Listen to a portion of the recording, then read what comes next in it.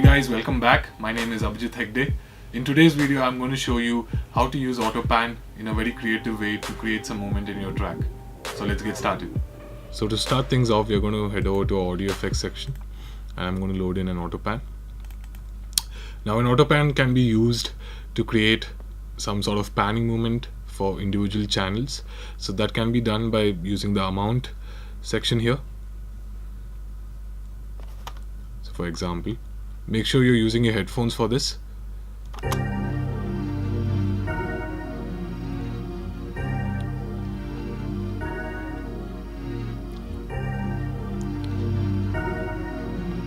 And I can control the amount of panning that's happening between the left side and the right side by using the rate parameter.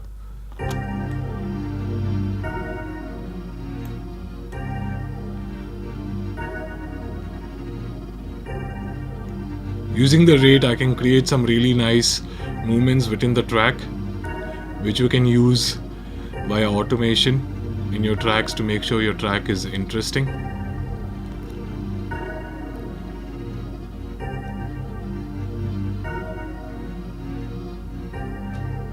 You can also shape the movement.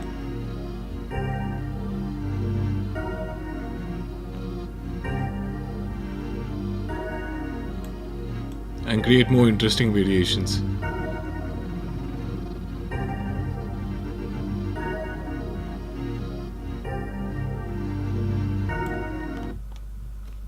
Hope you all enjoyed this video. For more interesting production tutorials, make sure you head over to our YouTube page. Thank you. See you